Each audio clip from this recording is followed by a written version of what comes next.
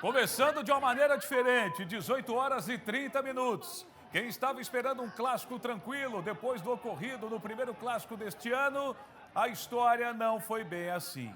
Você está vendo aí torcedores que afirmam que foram agredidos pela Polícia Militar após o clássico de ontem no estádio da Ressacada. Não só torcedores do Figueira, como também torcedores do Avaí. Inclusive um ídolo do clube afirma que também foi agredido, o ex-atacante Genilson. A gente tem um depoimento do deputado estadual Mário Mota, que está à frente também, recebeu uma demanda muito grande, né? Muitos relatos de agressões no estádio da Ressacada após o clássico, e a gente vai ampliar esse assunto a partir de agora no nosso Tá Na Hora. Boa noite para você aí de casa. Estamos aqui abraçando Santa Catarina a partir de agora e deixando o nosso estado bem informado ao lado de uma grande equipe. Boa noite, Gabi. É isso, Cleiton. Boa noite para você de casa que nos assiste. Daqui a pouco tem também previsão do tempo. Quinta-feira é agenda cultural. Já os eventos que vão acontecer no fim de semana. Vamos juntos até às 7h45. É o primeiro feed depois do carnaval, né? É, mas tem despedida do carnaval no fim de semana. Tem aquele bloco que quero parar, mas não consigo. Isso. Daqui a pouco tudo na agenda cultural com a Gabi Ravasco. Vem comigo aqui, Eudionei, porque na abertura de hoje a gente vai ampliar esses assuntos relacionados ao clássico de ontem, no estádio da Ressacada, clássico dessa quarta-feira. A gente sabe que teve um papel muito grande o Ministério Público, né, com o objetivo de impedir que acontecimentos fossem repetidos, principalmente você que se recorda, no primeiro clássico desse ano teve agressão, teve mão de torcedor que quase foi amputada por conta de briga, enfim, foi muita confusão. E aí o que fez o Ministério Público? Reuniu todo mundo, as principais forças de segurança do nosso estado, para tentar impedir que novas confusões acontecessem no clássico dessa quarta-feira. Confronto de organizadas de torcedor do Figueirense com o do Avaí, felizmente não teve.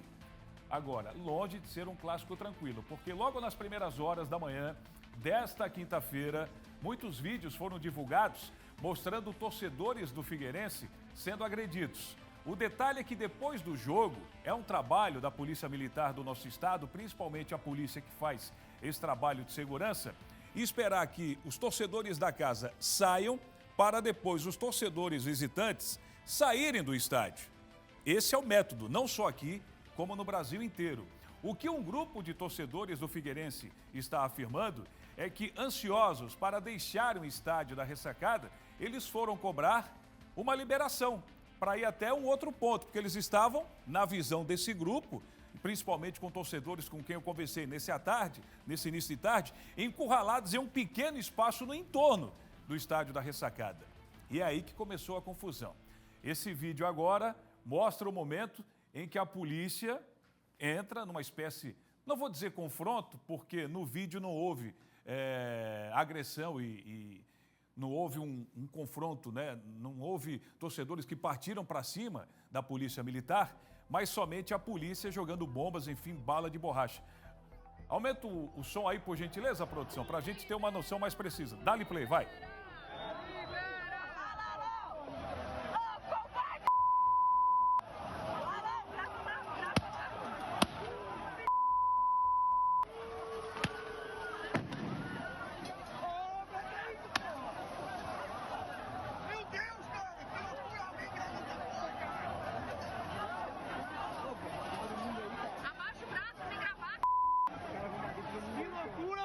Que loucura, do nada, pô!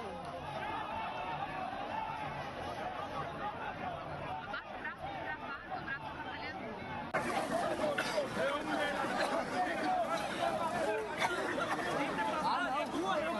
Pode daqui! Percebe-se nesse primeiro vídeo, né, que não houve nem o revide por parte da torcida do Figueira. E um detalhe muito importante também, a não presença de torcedores da organizada, que tem um histórico muito grande de confusões. Não só a organizada do Figueira, como do Avaí também, para a gente ser justo, não é verdade? E nesse meio tempo também surgiu uma foto. A gente tem a foto aí, ô produção? Somente a foto, se possível? Tem a foto? Pode colocar a foto aí, por gentileza, de um ex-ídolo da torcida do Figueira. Na verdade, continua sendo ídolo, fez história com a camisa do Figueirense, é o segundo maior artilheiro da história do clube. Estamos falando do atacante Genilson. O Genilson afirma que foi agredido pela Polícia Militar enquanto estava aguardando para sair junto com esses torcedores. No depoimento dele, tem uma foto da agressão que aconteceu, deixando marca aí nas suas costas. Genilson fala agora que não está na hora, SC. Fala, galera, como vocês já devem estar sabendo, né? Ontem, saindo do jogo da ressacada ali, eu acabei sendo agredido por um policial militar ali com uma pancada de cacetete nas costas, né? Tô com o braço dolorido porque eu não consigo mexer direito. Tive que tomar anti-inflamatórios, fazer gelo quando eu cheguei em casa, até 3 horas da manhã. Uma coisa simples, né? Só liberar a gente para que a gente vá para nossas casas, mas eles não fizeram um cerco depois da saída do estádio e a gente acabou ficando trancado lá e sendo agredido pelos policiais, né? Que infelizmente estavam ali para nos proteger, mas acabaram fazendo ao contrário. Tá aí o depoimento, né? Quem conhece o Genilson, eu que durante muito tempo fui da crônica esportiva, eu não me recordo do Genilson sendo expulso ou fazendo qualquer tipo, né, de confusão. Ele estava juntamente com aquele grupo de torcedores, onde tinha idoso, tinha criança e por aí vai. Teve outro torcedor na rede social que postou a camisa ensanguentada com a marca da bala de borracha. Pode encher a tela aí, por gentileza, Mari? Você está vendo aí, olha só. Esse torcedor colocou essa marca da camisa ensanguentada que mostra o local onde foi atingido com uma bala de borracha. Torcedores do Avaí também foram agredidos. E a nossa produção recebeu um vídeo de um torcedor que se mostrou muito indignado com o comportamento da PM. Pode rodar. Olha aqui, ó. Olha só o cara. Eu tava indo pro carro. Olha só o cara, mano. Eu tava indo pro carro. O cara indo pro carro. Tava passando aqui, ó, a torcida deles. Eu só tava indo pro carro e eles vieram me batendo sem nada. Os caras bateram no cara, sim. Eu venho todo jogo, nunca faço nenhuma. Estacionei o carro longe pra e eles fazem isso aqui, ó. É isso aí. Dá pra ver também, pode deixar frisado aí, que ele não é da organizada do Avaí. É um torcedor também que foi curtir lá na boa, deixou o seu carro conforme relatou. É porque a gente sabe que torcedor de organizado, ele anda sempre com 10, 20, 30, não anda sozinho como esse torcedor aí. Bom, o deputado Mário Mota gravou alguns vídeos, né, principalmente antes do clássico, estava preocupado com a questão da segurança e por conta disso ele recebeu muita demanda do tipo de comportamento que a Polícia Militar teve no clássico de ontem. E ele mandou um vídeo para a gente, acompanhe. Em relação à PM, respeitamos profundamente o trabalho realizado por nossas forças de segurança. Nós sabemos da dificuldade que os integrantes dessa força enfrentam para manter a ordem em grandes eventos, como o futebol, como o carnaval, enfim. Por isso, estamos propondo justamente um aperfeiçoamento dos policiais que estiverem escalados para grandes eventos com o melhor preparo psicológico e técnico possível, como vem acontecendo inclusive no Rio de Janeiro. Os torcedores todos, em torcidas organizadas ou não, precisam voltar a olhar para a Polícia Militar como referência de segurança mantenedora da ordem e do respeito ao próximo. Quando o conflito se generaliza, é muito difícil apontar culpados. Da Polícia Militar, o que esperamos é bom senso, respeito ao próximo e, principalmente, consciência de que a sua força, que é muito maior, poderá provocar mais danos do que a reação daqueles para os quais ela precisa trabalhar para defender. Bom, desde o início da tarde de hoje, enquanto a gente preparava o jornal para a gente resumir tudo que você aí na sua casa viu, a gente pediu um posicionamento da PM. Até esse horário, 18 horas e 39 minutos, ainda não recebemos um posicionamento por parte da Polícia Militar. O espaço segue aberto, seja através de nota ou através de vídeo. A gente não pode generalizar o trabalho e brilhante, diga-se de passagem, da PM, que nesse ano de 2025 vai completar 190 anos de história, de bons serviços prestados à sociedade catarinense. A nossa PM é referência no Brasil inteiro. É um case de sucesso. Agora, a gente sabe, como bem disse o deputado, que alguns policiais mostraram-se, principalmente nesse clássico, despreparados com esse tipo de situação. O espaço segue aberto para a Polícia Militar aqui de Santa Catarina. A gente vai trazer também outros assuntos aqui no nosso Tá Na Hora. Olha só o que a gente vai abordar no programa de hoje, desta quinta-feira. Fim do Randandan. A gente tem aquele efeito sonoro aí, ô Armando Bus? Temos ou não, daquela motinho? Ó, aumenta o som aí, Rodrigo. Você tá em casa, cochilando, ou com um filho pequeno, jantando, concentrado. E quando ouve isso, dói no seu ouvido? Daqui a pouco detalhes a respeito desse assunto. Motorista foge em Canasvieiras. Olha ele, tá tomando banho de mar? Não! Ele entrou com um carro e tudo na praia. Já detalhes com a Giovana Pacheco. E outro assunto também, fim do atendimento a morador de rua. Assunto muito polêmico, já recebemos aqui no Tá Na Hora. E também no SCC Meio-Dia, o Bruno Souza, o secretário de Assistência Social. E a polêmica continua em relação a esse assunto. Tudo que você viu até agora, quando são 18 horas e 41 minutos... Fique à vontade para você aí de casa debater com a gente nesse espaço democrático que é o Tá Na Hora, onde a sua participação nesses assuntos que colocamos aqui é muito importante. Queremos ouvir você. E se você tem um problema na sua comunidade, esse é o número, QR Code aparecendo na tela, 48 99162 2676. No norte do estado, a Polícia Civil apreendeu um dos maiores ladrões de carros de Santa Catarina. Esse criminoso levava em média 40 segundos para abrir os veículos e fugir do local. Só no carnaval deste ano, ele furtou vários carros em Joinville. Quem atualiza pra gente é o Renato Santos. Aproximadamente, Renato, quantos carros esse homem furtou durante o carnaval? Boa noite. Boa noite para você, viu, Cleiton, e a todos que nos acompanham na tela do SBT. Pois é, um especialista em furto de veículos aqui em Santa Catarina. Somente no período do carnaval, ele furtou 5 carros aqui na cidade de Joinville, segundo dados divulgados pela Polícia Civil. Esse homem já tinha várias passagens pela polícia, não apenas aqui em Santa Catarina, mas também lá no estado do Paraná. Como você mesmo disse, para se ter uma ideia, ele levava em média 40 segundos até abrir o veículo e fugir do local. A polícia também disse, Cleiton, que por dia ele furtava em média 3 veículos. Ele tinha como alvo veículos de alto valor, principalmente carros de luxo, e sempre agia em companhia de outros comparsas. A polícia conseguiu prender esse homem na zona leste aqui da cidade de Joinville. Como era que ele agia? Ele furtava esses veículos, muitas vezes em locais com bastante movimentação, como a gente mostra agora na imagem, e também na presença de outras pessoas. Ele agia sem nenhum pudor e sem medo das autoridades. Depois que ele roubava o veículo, ele tentava encontrar o contato da vítima e, quando conseguia, ele tentava extorquir o dono do veículo. Isso em um prazo de mais ou menos 3 dias. Quando ele não conseguia tirar dinheiro do dono do veículo, ele pegava esse carro furtado, levava lá para o Paraguai e vendia a um preço irrisório. Carros que muitas vezes custavam, em média, R$400 mil, era vendido por cerca de R$40 mil, segundo informou a Polícia Civil.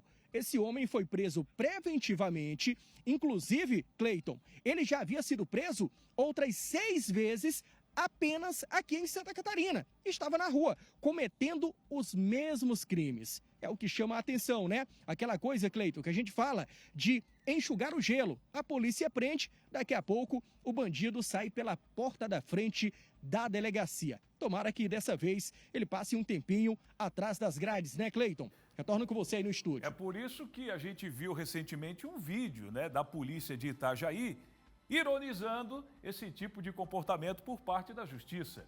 Os policiais prendem e a justiça solta. O que me chamou a atenção, e você relatou muito bem na sua participação, é a tranquilidade dele. Coloca de novo. Veja bem, parece que ele tinha saído de um restaurante com um palitinho no dente, né? Limpando o que ficou. Parece que ele tinha feito um lanche, olha só.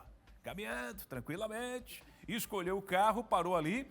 E você percebe nesse vídeo que tem um entregador de pizza, de algum lanche, que parou ali, ó.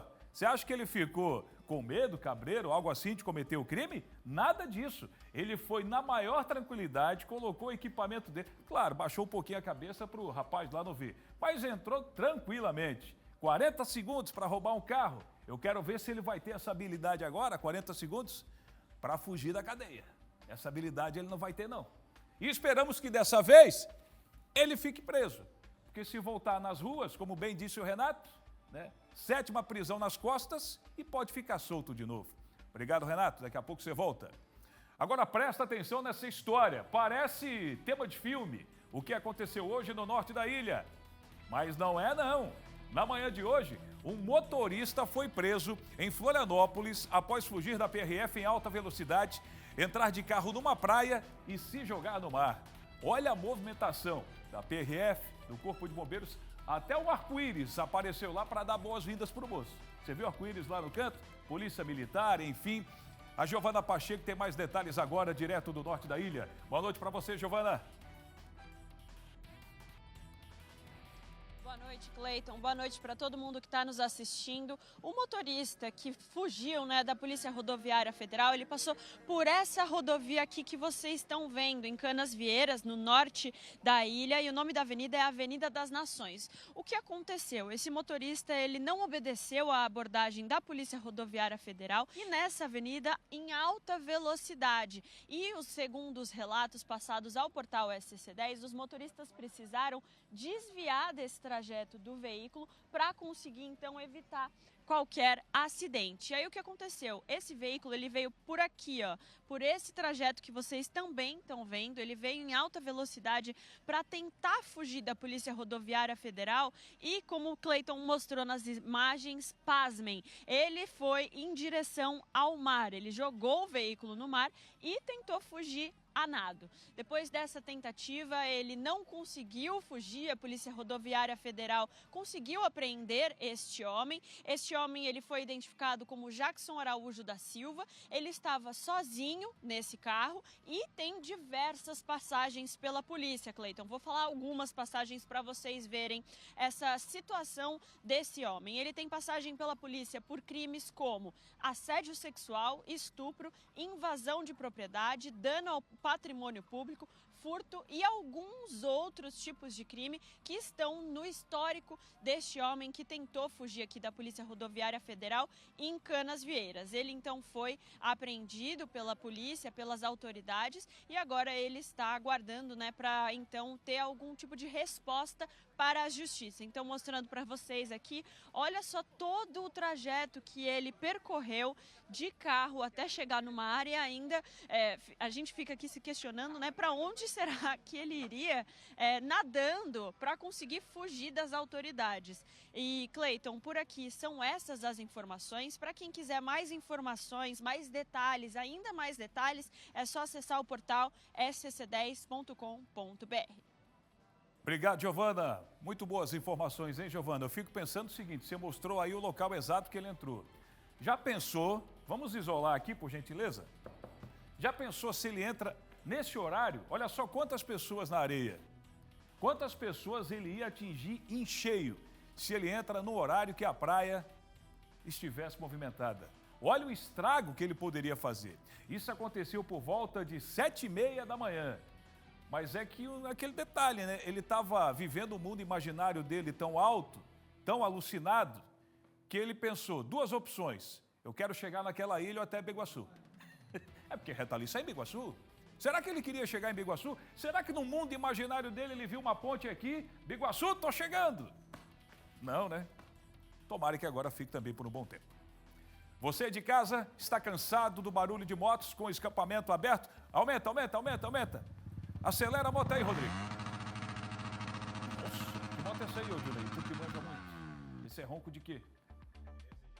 É CG? Opa. Pois é, em Blumenau tem essa polêmica aí, viu? Porque o município vai aumentar a fiscalização, vai ser intensificada. A repórter Natiele Oliveira vai trazer mais detalhes agora ao vivo pra gente. E como é que isso está sendo abordado por aí, Nath? Boa noite.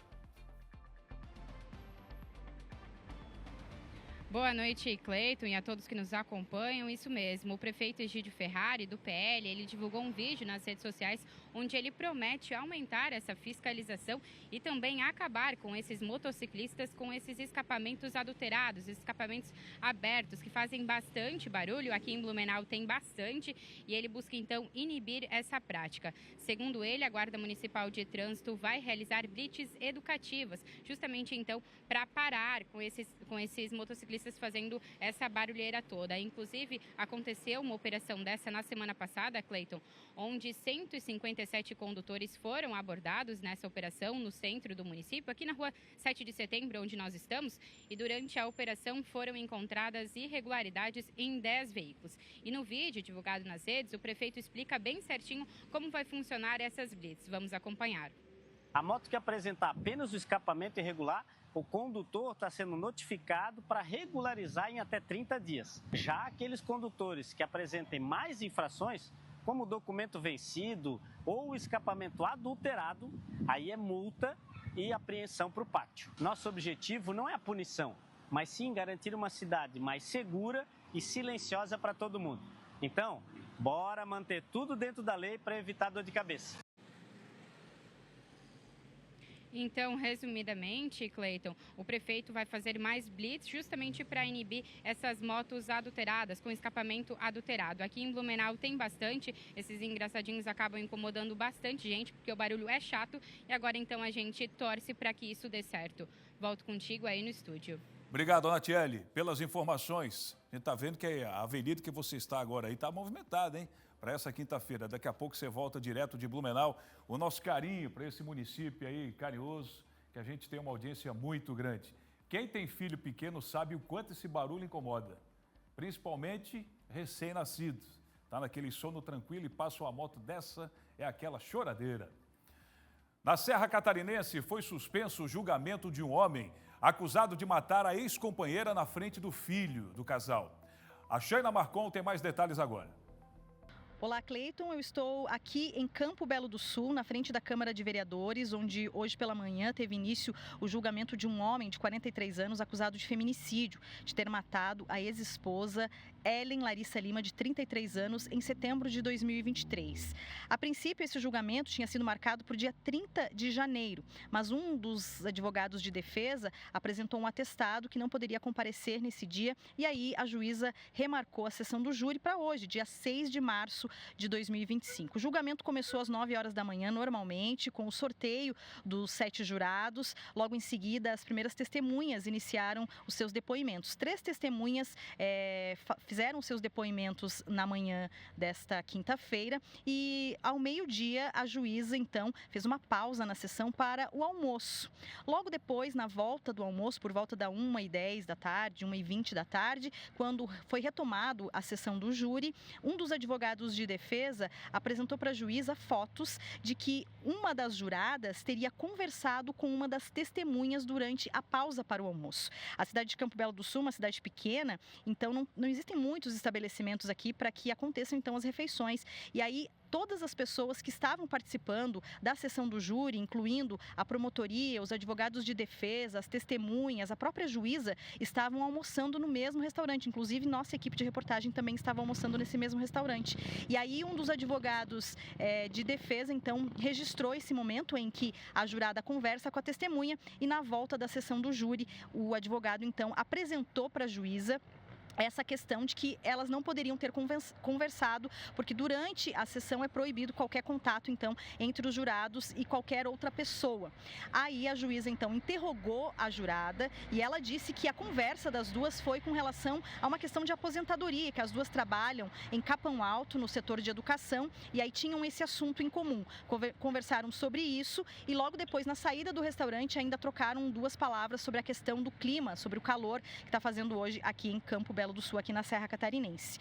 A juíza, então, decidiu prosseguir o julgamento, mas os advogados de defesa do réu resolveram, então, abandonar o julgamento e a sessão do júri foi encerrada por conta disso. A juíza, então, remarcou uma outra data para acontecer esse julgamento. E a gente conversou, então, com o advogado de defesa do réu, que abandonou o plenário, conversamos também com o assistente de acusação da promotoria e também com a família da Ellen Larissa Lima, que ficou, assim, bastante chateada com essa suspensão, com esse encerramento do julgamento que estava acontecendo aqui em Campo Belo do Sul. Vamos ver. Segundo o Código do Processo Penal, não importa se é sobre o processo ou não.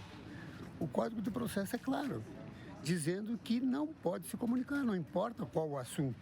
Tanto o jurado quanto testemunhas, eles podem sim conversar entre si, desde que não seja assunto relacionado à pauta da sessão plenária.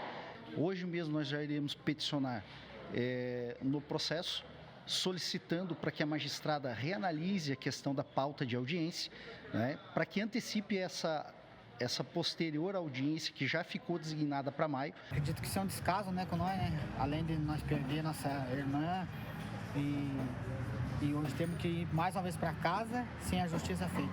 Mas a data novamente chega e com certeza nesse dia será feita a justiça. A gente estava se preparando, a gente estava torcendo para a justiça, né?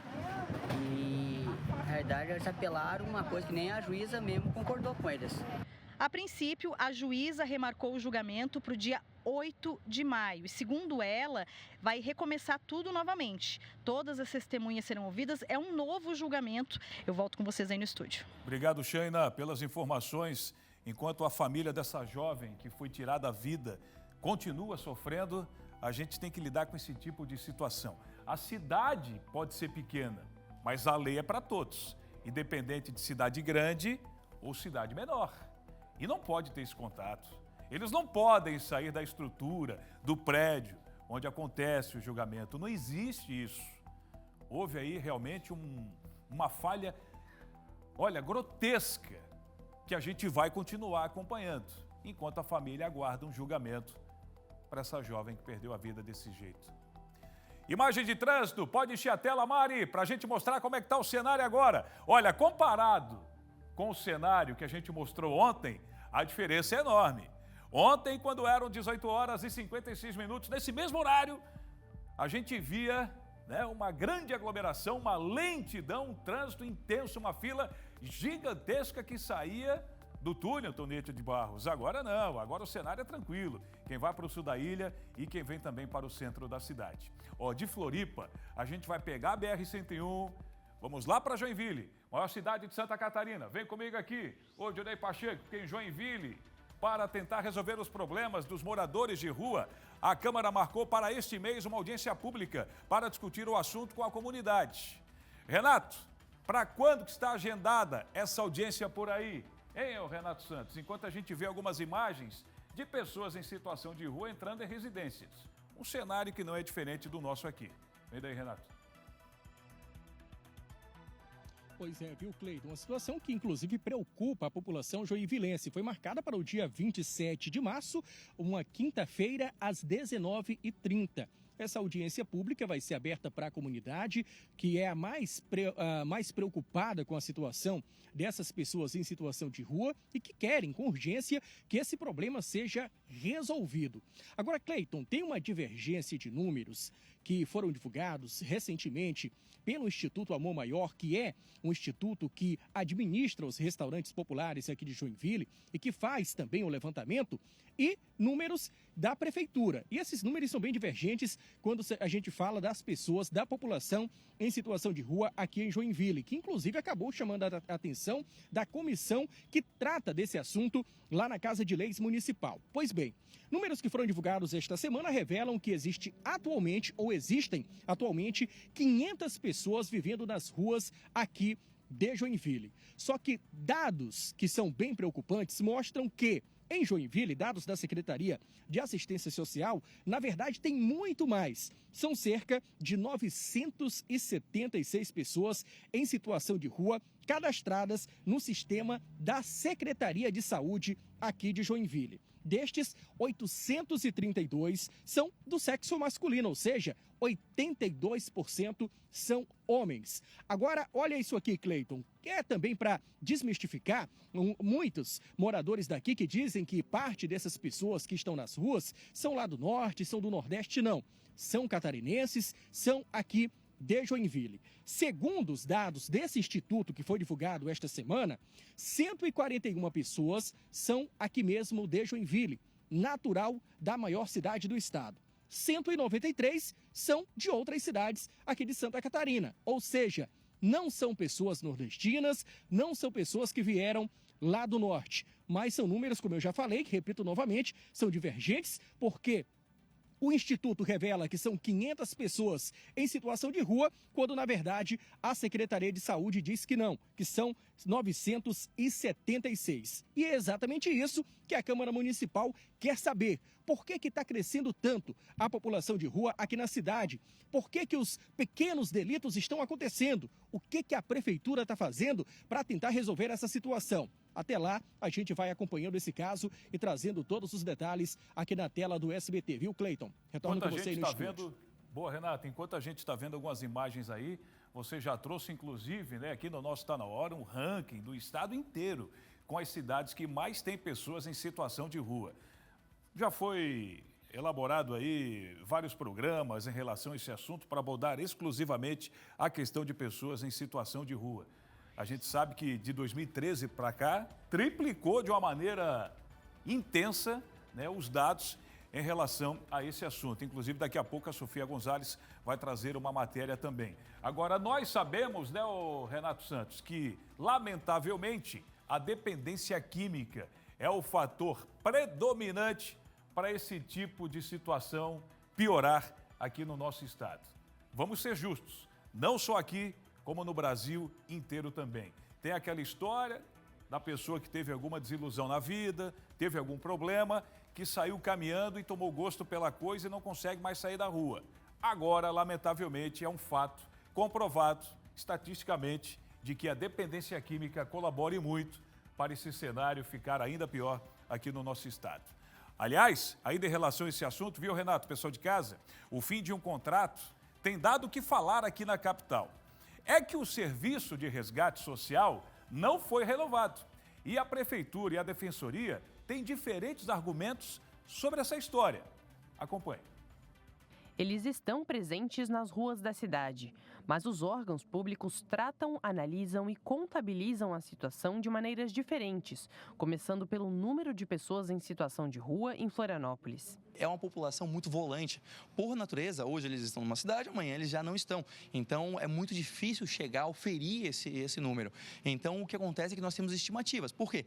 Porque o nosso pessoal faz o cadastro cada vez que encontra eles nas ruas. Então, nós estimamos que Florianópolis tem cerca de 900 pessoas em situação de rua. Hoje, aqui em Santa Catarina, a gente não tem, infelizmente, um diagnóstico qualitativo de pessoas em situação de rua, conforme determina uma decisão do Supremo Tribunal Federal. Então, os dados que existem são os dados advindos do Cadastro Único.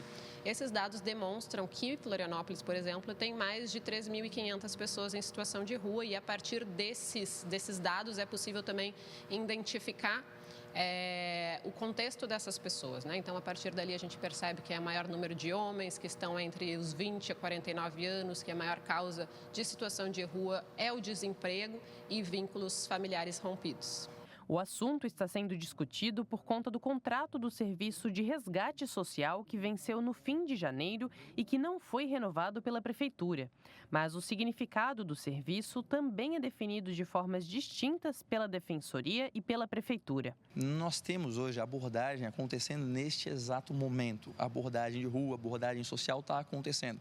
O contrato do resgate social era um contrato de um pessoal que ficava lá na passarela da cidadania esperando a ligação para ir até as pessoas em situação de rua. Eles estavam lá naquele ponto e iam atender por chamada, por demanda. Eles iam até lá. Nós fazemos uma busca ativa através da abordagem social. Ou seja, nós estamos nas ruas, encontrando essas pessoas, indo até elas. Não estamos esperando sermos chamados, nós estamos indo. E nós vamos reforçar isso agora, com mais 3 ou 4 equipes para estar nas ruas constantemente, todos os dias da semana. Então, em relação ao serviço de abordagem social e resgate, a gente verificou que um serviço bastante importante aqui de Florianópolis, que realiza todo o atendimento emergencial em loco, né, que faz a realização da busca ativa dentro do território a pessoas em vulnerabilidade social e faz uma inserção emergencial na rede socioassistencial, foi encerrada sem nenhuma medida substitutiva. Segundo a Prefeitura, o cancelamento desse contrato será compensado com a contratação de mais equipes de abordagem por um custo menor. Um serviço que custava quase R$160 mil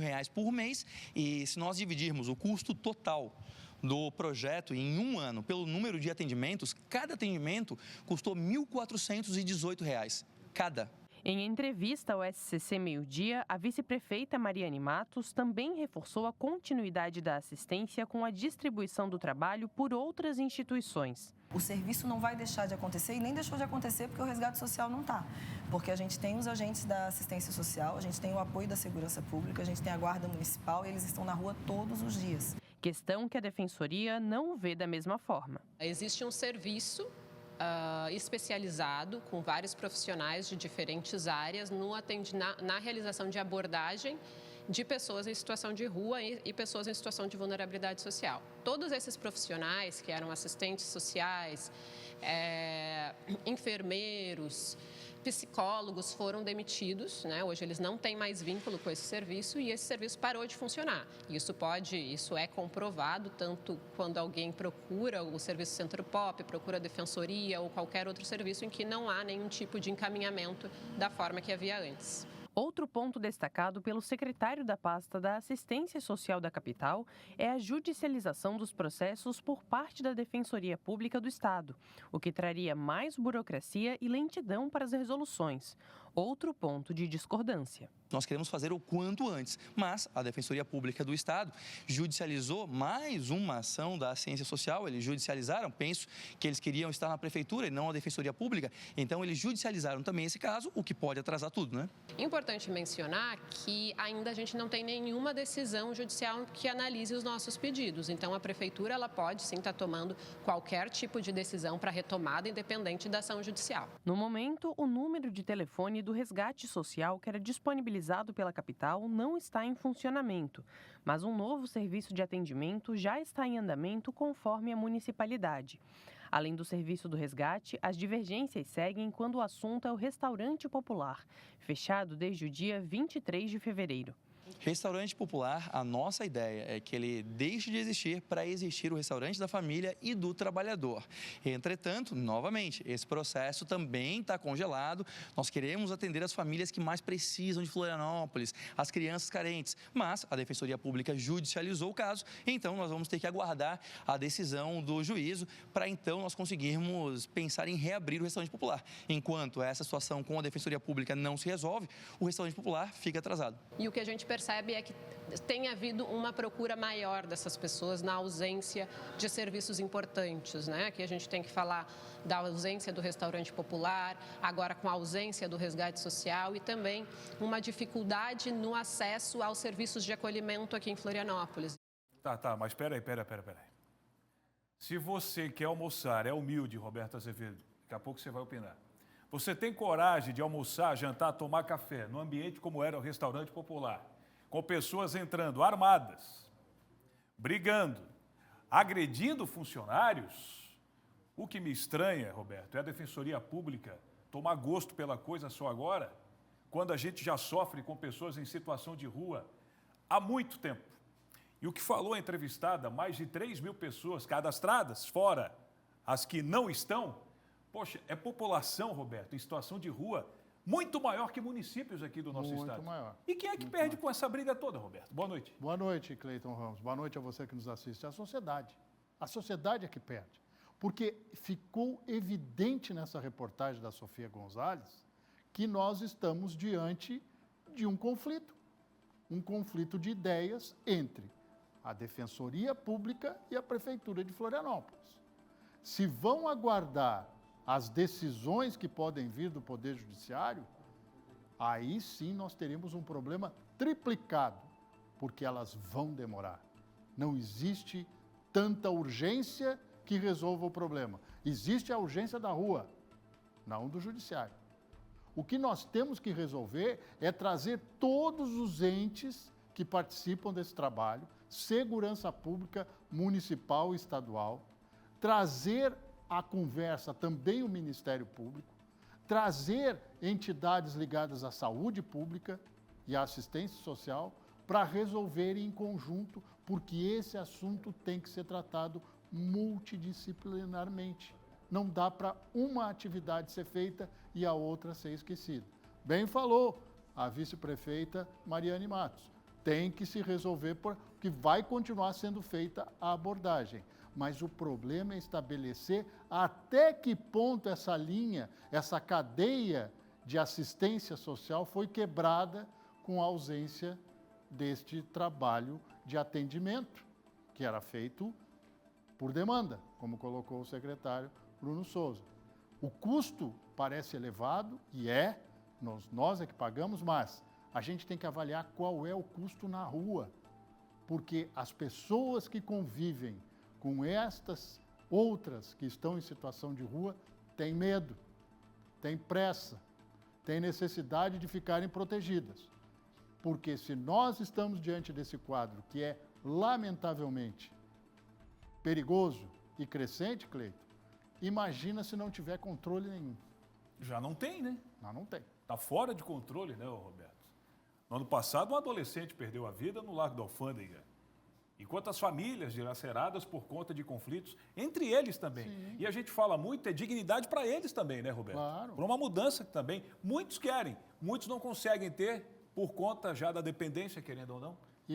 E a gente tem que evitar o pensamento mediano, que é estralar os dedos e resolver esse problema. Não vai acontecer isso. Esse problema é gravíssimo, social, muito grave, não tem solução imediata, nem solução rápida. Vai demorar. Se começar a agir hoje, vai demorar muito tempo para tentar-se uma certa normalidade, porque é um problema mundial. Boa, Roberto. Daqui a pouco você volta com mais detalhes.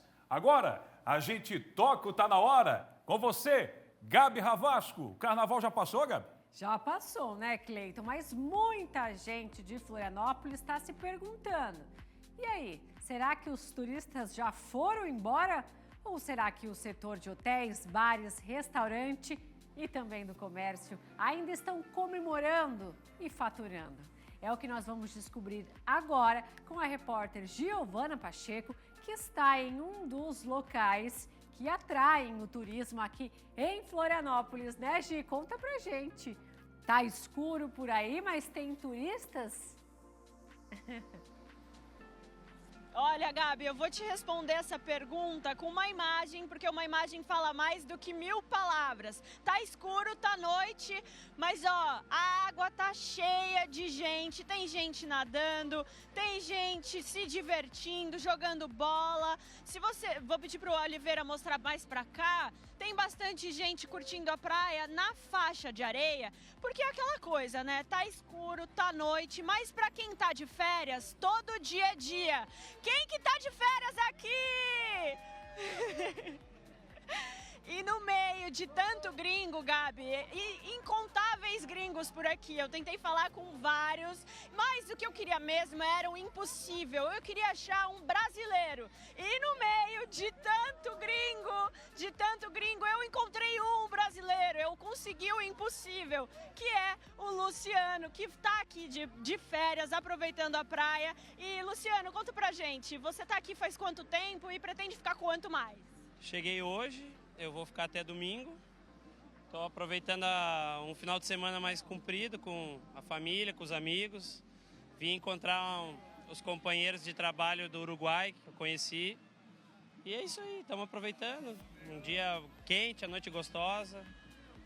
Tá gostoso demais aqui na praia e o Luciano, inclusive, tá com um grupão de amigos e todos os amigos também são gringos, eles vieram de fora. E, Luciano, vocês estão em quantos? Vocês estão aproveitando bastante? Sim, são 15 pessoas, eles chegaram já tem uma semana e estamos aproveitando, né? Tem que aproveitar o que o verão tem para entregar pra gente.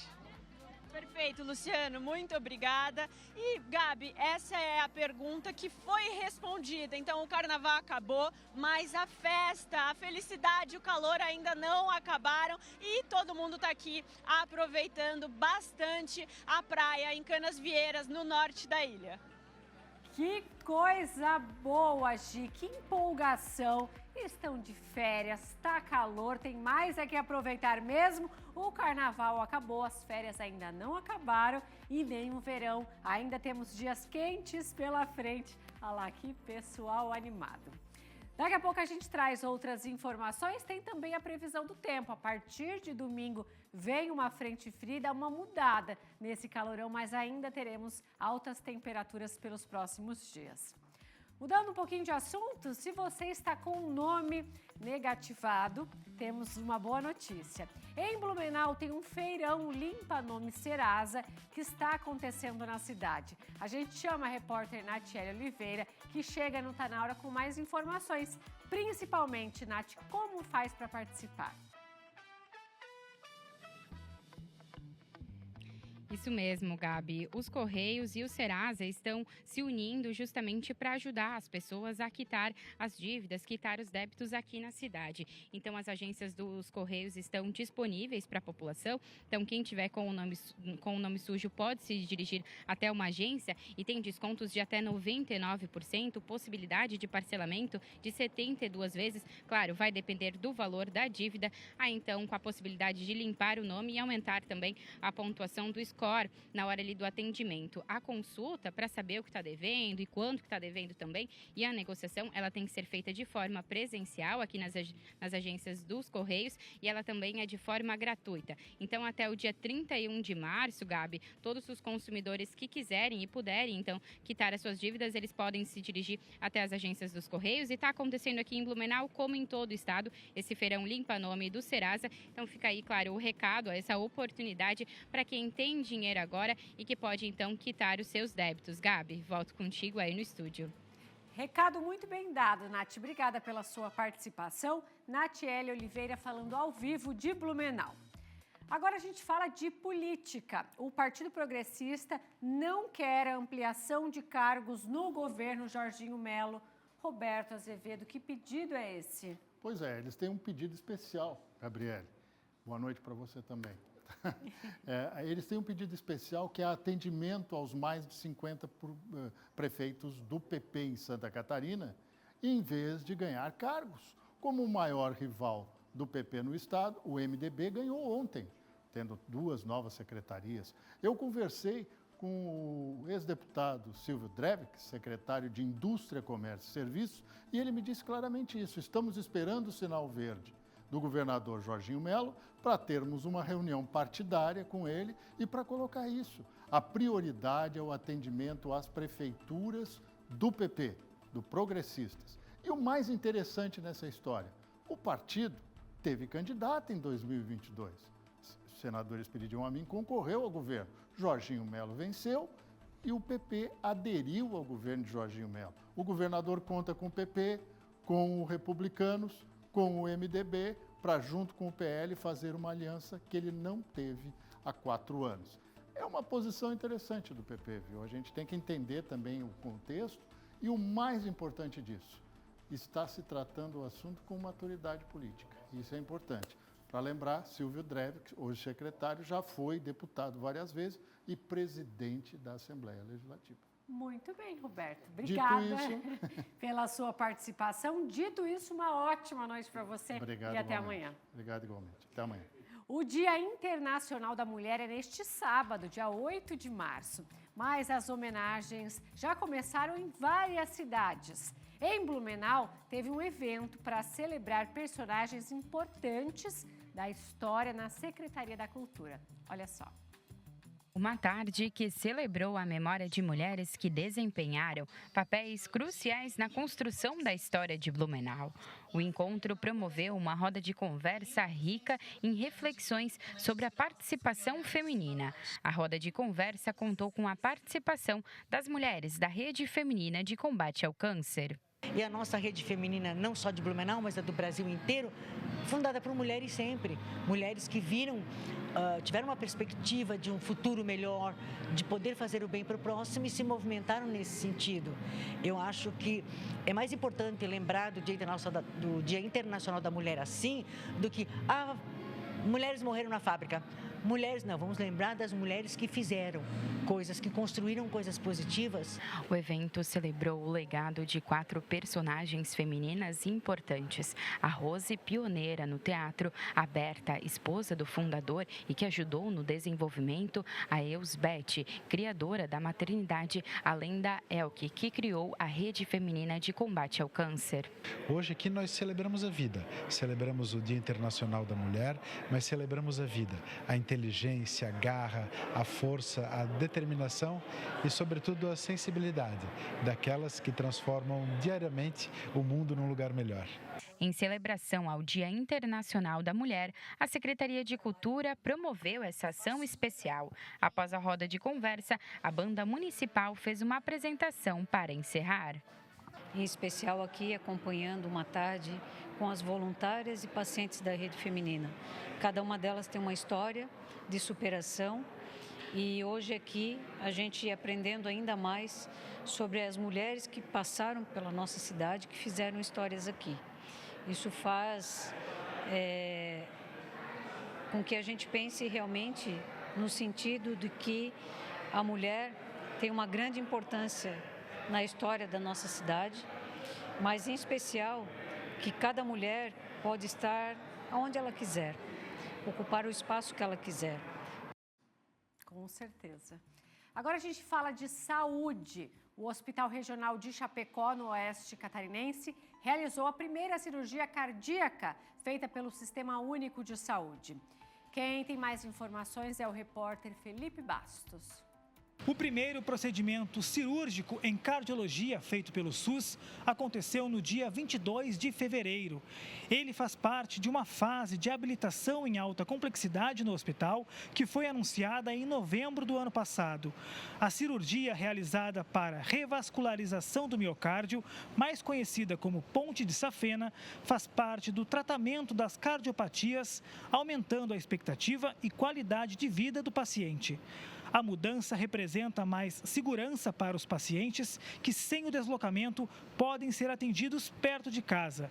Antes havia a necessidade do paciente ser transferido para um hospital de referência em outro município, o que acabava atrasando o atendimento. Atualmente, o Hospital Regional do Oeste conta com uma estrutura de ponta para atendimentos dos serviços de cardiologia e vascular.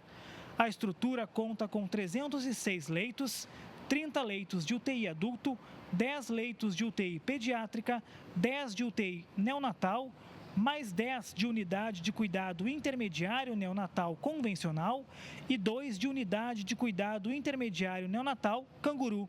Mais de 93% dos atendimentos são feitos pelo SUS. Voltamos ao estúdio. O carnaval já acabou, mas ainda tem programação se você quer curtir alguns dias de festa. Bora conferir a agenda cultural?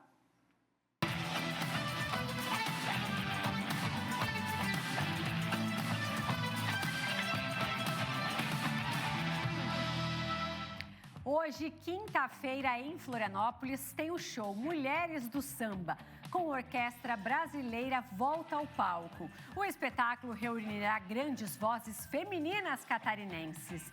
E o Luiz Zago tem um convite especial. Salve, pessoal! Eu sou Luiz Zago, maestro aqui, idealizador da Orquestra Brasileira, passando para fazer um convite muito especial a todos vocês.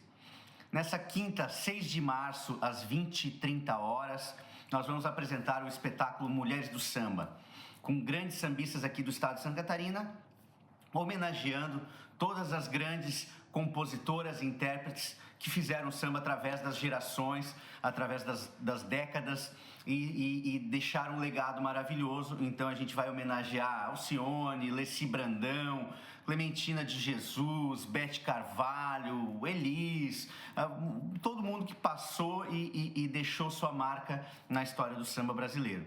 Então a gente se vê lá, ingressos na Blue Ticket, só chegar. Beijo! E tem atração para a criançada também no fim de semana. No sábado tem um cineclube de cinema infantil às 4h no SIC. O filme 7 Cores da Amazônia. Tem, é claro, o encerramento do carnaval com o bloco Quero Parar, mas Não Consigo, no Largo da Alfândega, a partir da 1h, entrada gratuita. Agora a gente vai para Itapema, no litoral norte, porque tem uma programação especial ao Dia da Mulher na sexta-feira e também no sábado. Tem apresentação de grupo de danças, atividades, palestras, muita coisa bacana a partir das 8h, sexta-feira e também no sábado.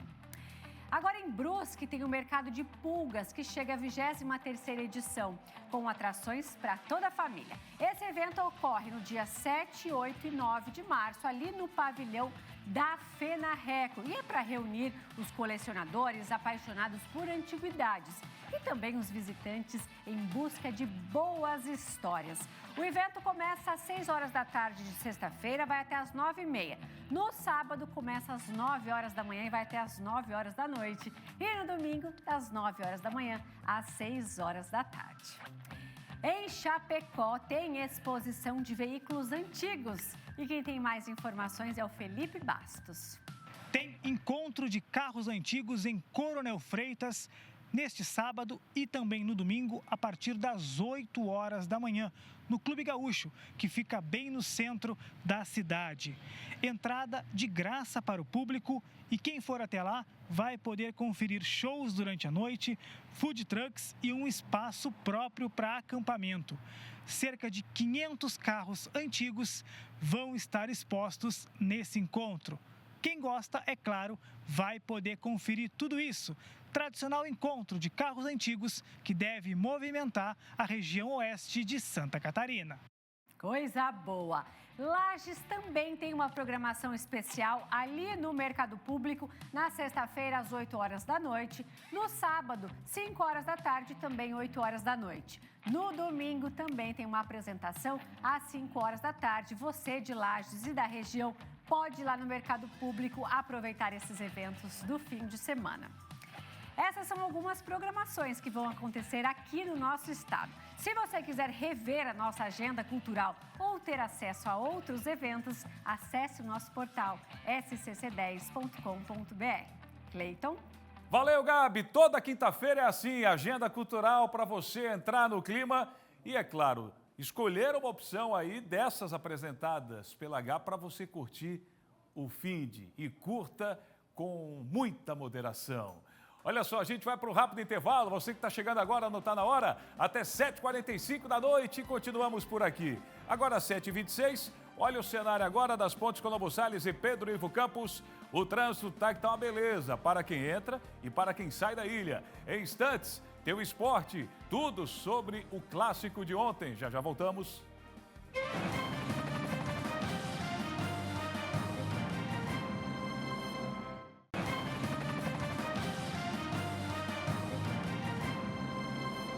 Sete horas e 29 minutos, voltamos com o Tá Na Hora ao vivo para toda Santa Catarina. Bora conferir a previsão do tempo.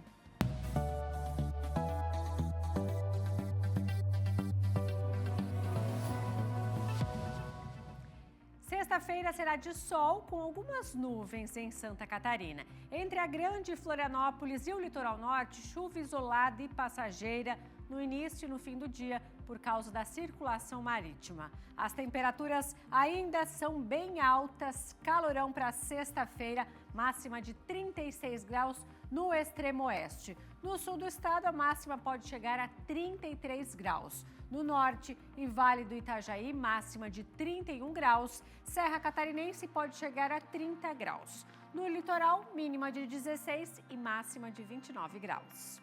Agora a gente confere como fica o tempo em algumas cidades aqui de Santa Catarina para amanhã, sexta-feira. Primeiro vamos falar de Palhoça, na Grande Floripa, máxima de 29 graus, sol com algumas nuvens. Um cenário parecido em Navegantes, máxima de 29 graus, tem mais chance de chuva no início e no fim do dia. Jaraguá do Sul, máxima de 28 graus, também tem chance de chuva. Laguna será aquele tempo ensolarado, solzão mesmo, temperatura máxima de 27 graus. Vai dar para aproveitar a praia nesta sexta-feira. E agora chegou a hora de falar de esporte. Dominique Cabral está chegando com os destaques.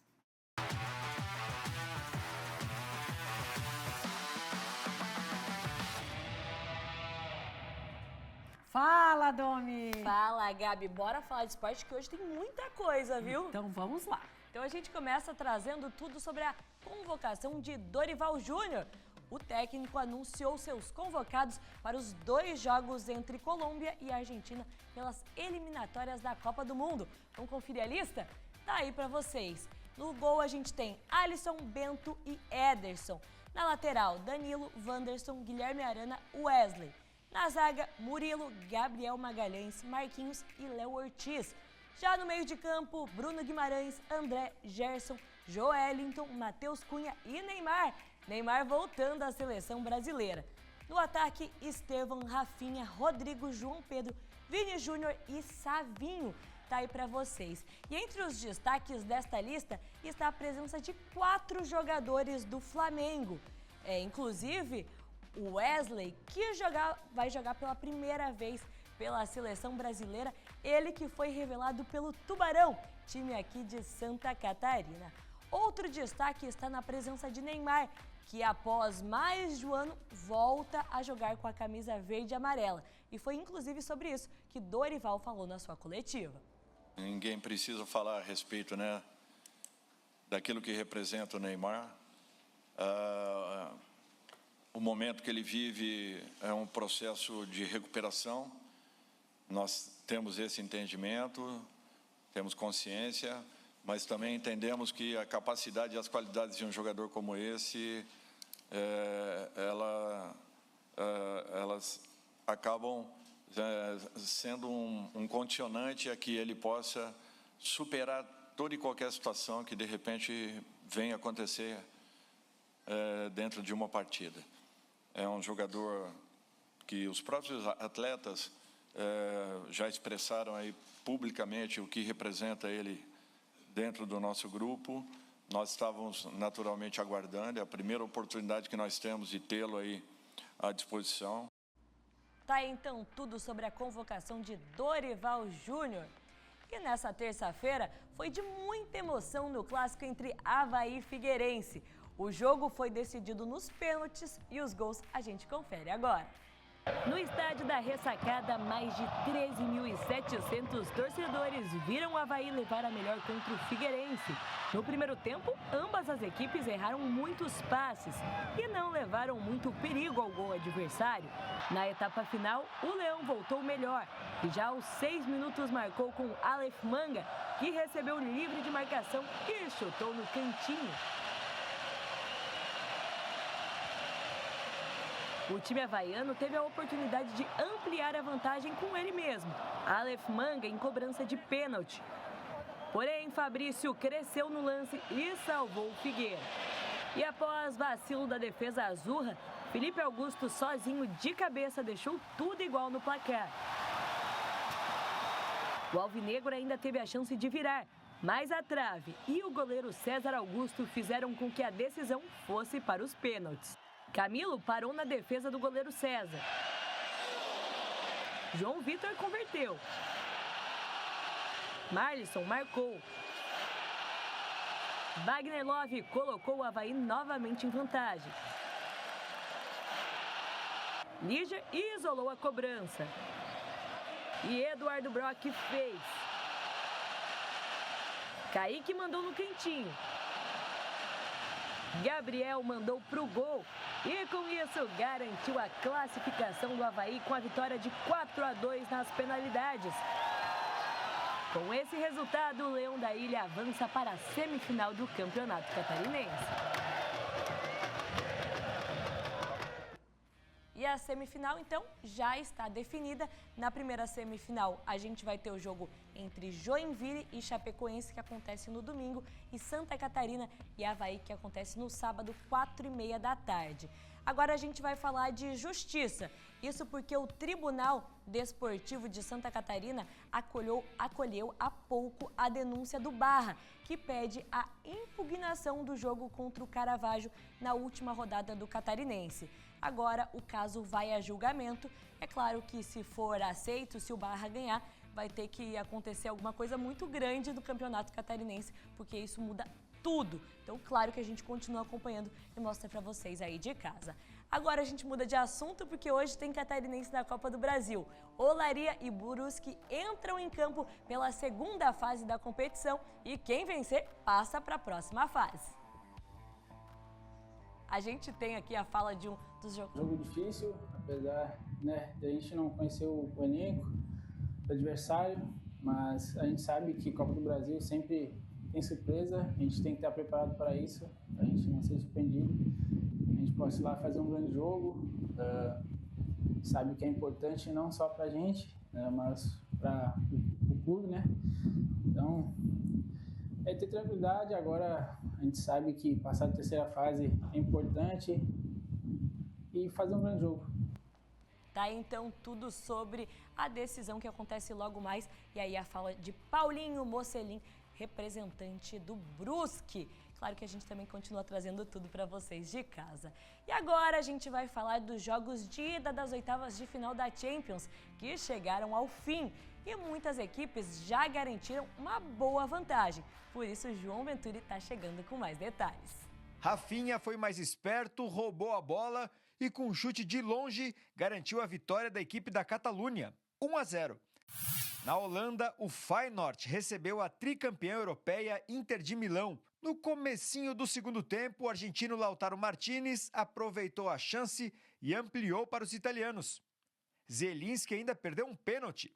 2-0 foi o placar. Clássico na Alemanha, e o Bayern de Munique fez um excelente resultado diante do Bayer Leverkusen, 3-0. O destaque foi Harry Kane, que anotou 2 vezes, um de cabeça, outro de pênalti. Musiala também deixou dele.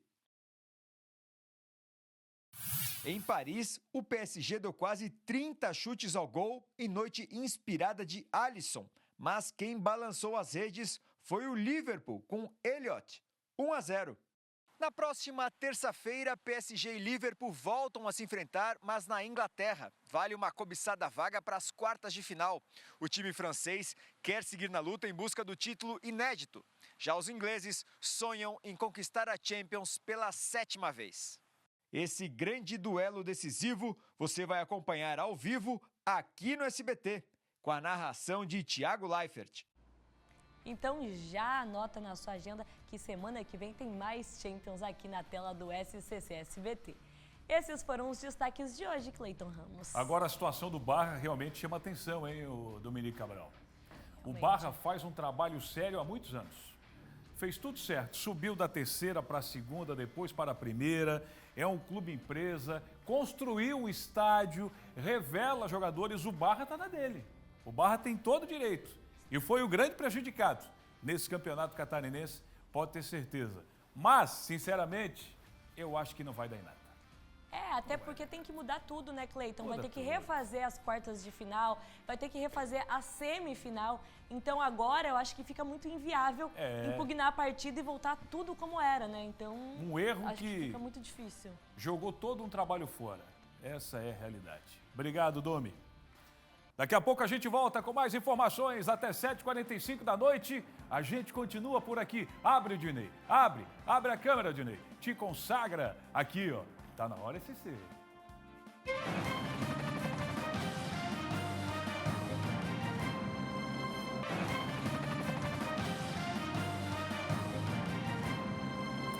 De volta com o Tá Na Hora. Gabi Ravasco, agora coloca o reloginho pra gente.